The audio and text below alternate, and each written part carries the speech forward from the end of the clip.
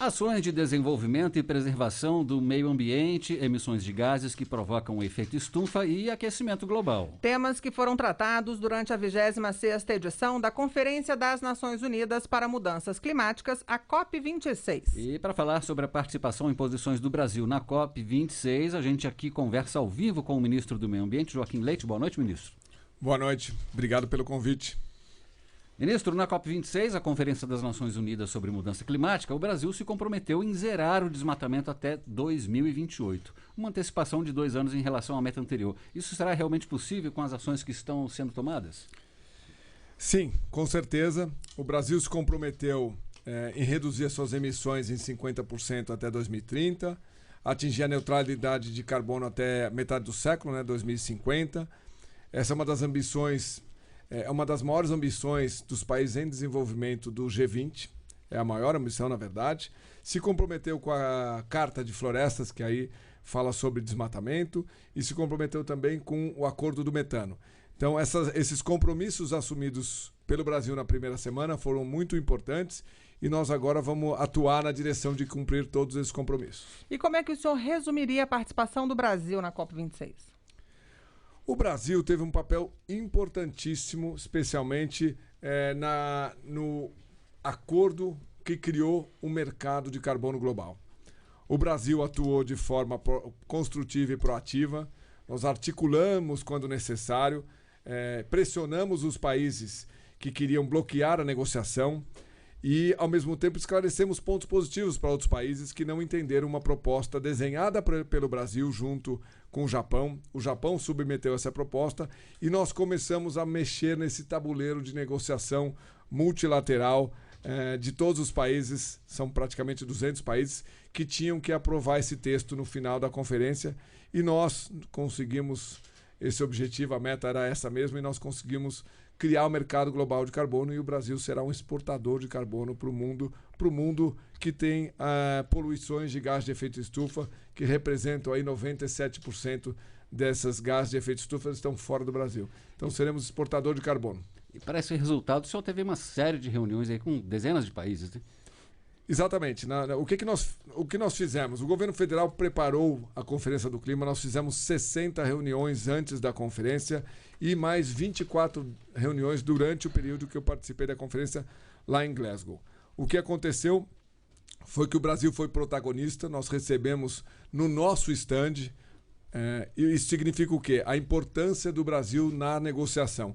Então nós recebemos Estados Unidos, a China, União Europeia, a Suíça, o Paraguai, o Uruguai, a Argentina e vários outros. Foram 24 reuniões importantíssimas que deixaram claro que o Brasil é protagonista nessa negociação de clima e foi protagonista em desenhar uma proposta de um acordo global para o mercado de carbono.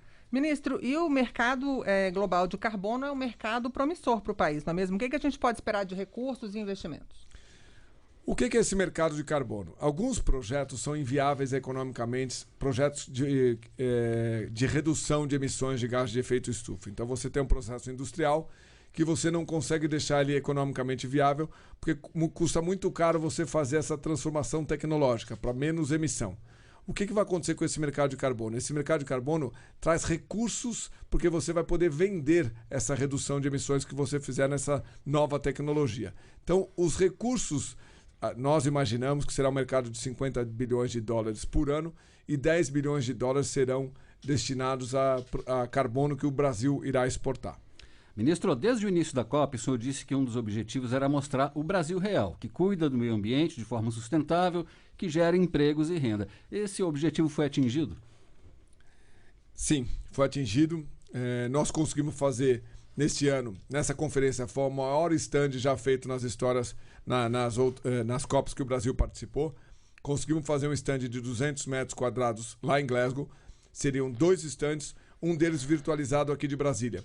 Então nós conseguimos levar mais de 100 programas reais de um Brasil que cuida da sua agrofloresta, que cuida da sua energia renovável, que cuida da sua atividade de mineração sustentável. Vários projetos foram apresentados lá e quem passou em Glasgow pôde ver um Brasil real, um Brasil que faz uma atividade que vai dar reciclagem, como eu falei, ao ecoturismo. Um desses projetos que o senhor cita são a reciclagem de pneus e latinhas de alumínio. São exemplos de que a gente está adotando medidas importantes pelo meio ambiente, ministro? São exemplos. O que nós fizemos também foi isso. A gente levou projetos que já acontecem no Brasil. Nós não levamos só uma promessa.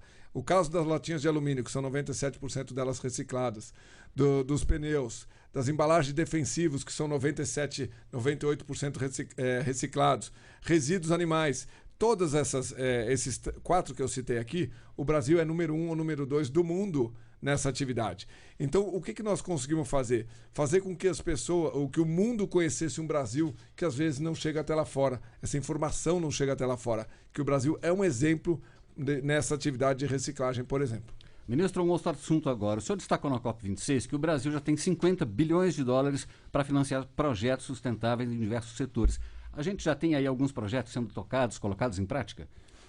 Sim, nós temos vários projetos que vão na linha desse programa de crescimento verde que o Brasil lançou há um mês atrás. Esse programa são as bases de um crescimento verde. Qual o objetivo desse programa? Acelerar, priorizar e transformar o Estado em um Estado que enxerga um projeto verde e acelera essa nova economia verde. O que nós entendemos? Que muito mais do que punir e proibir, nós temos que acelerar projetos verdes, que vão do biocombustível, etanol, papel e celulose, reciclagem de embalagens. O que é um projeto verde? Um projeto que emita menos gás de efeito estufa, que conserve vegetação nativa ou que use racionalmente recursos naturais. Se você tiver um desses componentes, você consegue provar que o seu projeto é verde e o governo vai acelerar projetos nessa direção. E, ministro, como é que o Brasil atua em busca de soluções para evitar o aquecimento global? Exatamente nessa linha. A linha de acelerar projetos verdes. Quando a gente falar, por exemplo, de energia renovável, eólica e solar, criaram dos 380 mil empregos. Então, como que o Brasil deve atuar? Trazendo oportunidade de um emprego verde, que está muito ligado à matriz energética, por exemplo, à troca de combustíveis fósseis por uma energia renovável. Solar e eólica no Brasil e a bioenergia são bons exemplos de empregos verdes e a gente entende que trazendo oportunidades de crescimento da economia que nós vamos achar uma solução justa para uma transição de uma economia hoje muito emissora de gás de efeito estufa para uma economia neutra em emissões até 2050. Agora, ministro, como é que foi essa experiência do Brasil em fazer um evento híbrido com discussões e eventos tanto no Brasil quanto no Brasil como em Glasgow, né? Foi uma experiência muito gratificante. A gente conseguiu dessa maneira levar 10 ministros a participarem de uma conferência do clima, isso nunca tinha ocorrido antes. Então eu recebi aqui no stand, na primeira semana, no stand aqui em Brasília, de uma forma virtual, a gente conseguiu apresentar para o mundo, cada um desses ministérios, o que está fazendo realmente. O que foi essa conferência? Essa conferência não foi do Ministério do Meio Ambiente, foi do Brasil, que levou casos reais até Glasgow. Qual é a diferença? Eu não fui só discutir, negociar acordos climáticos. Eu fui mostrar para o mundo que o Brasil cuida muito da natureza e faz um papel importante como protagonista nessa agenda climática. E nós conseguimos fazer isso lá. E foi uma honra para mim ser o chefe da delegação e conseguir ajudar o Brasil a defender os seus interesses e garantir, no final, a criação de uma nova moeda verde. E o Brasil vai ser exportador dessa moeda verde, que é o crédito de carbono. Ministro, durante a COP26, o Brasil recebeu representantes da China, Estados Unidos e Inglaterra no estande brasileiro. O que isso significa na prática? O Brasil tem um protagonismo nas discussões sobre a mudança climática? Com certeza. Essas que você citou e mais alguns que vieram ao nosso estande mostram claramente a importância do Brasil. Por que ele tem esse protagonismo? Os países menos desenvolvidos entendem o Brasil como um líder para cobrar os países mais poluidores e os países ricos, porque o Brasil tem uma característica natural e econômica parecida com os outros países. O que significa isso? Você tem áreas muito pouco desenvolvidas e áreas muito ricas. Tem áreas poluidoras e áreas que emitem gás de efeito estufa por desmatamento, por exemplo. Então, isso é um pouco do que acontece no mundo. E tem algumas regiões que são menos desenvolvidas e precisam de um incentivo econômico gigantesco para fazer uma transição justa. O importante é que a gente faça uma transição daquilo, de países, por exemplo, que dependem de 95% de carvão para sua energia, para uma renovável, ele não vai fazer isso sem muito recurso. Então o Brasil foi lá e pressionou os países ricos que não fizeram o seu papel, não fizeram sua lição de casa, não chegaram lá na Conferência do Clima para oferecer o volume de recursos para essa transição justa. Isso foi uma frustração global, não brasileira. Agora, ministro, com todas essas ações, essas mudanças previstas, o que o senhor espera, o que o Brasil espera para a próxima COP? Nós temos o desafio da próxima conferência é implementar esse mercado de carbono, que ele acaba de nascer, então ele ainda tem que ser desenhado, ele tem que começar a se estruturar e principalmente mobilizar recursos relevantes para fazer uma transição justa no mundo todo. O Brasil tem aí uma política de crescimento verde, que os bancos federais já têm 50 bilhões de dólares direcionado a projetos verdes, mas o mundo precisa de muito mais recurso do que 100 bilhões de dólares que foi prometido em 2015 e não foi entregue em 2020. Nós já estamos em 2021. Então, houve um estudo, relatórios que saíram durante a conferência, já se fala em $1 trilhão de necessidade de recursos por ano, e um banco soltou um estudo de 5 trilhões de dólares por ano.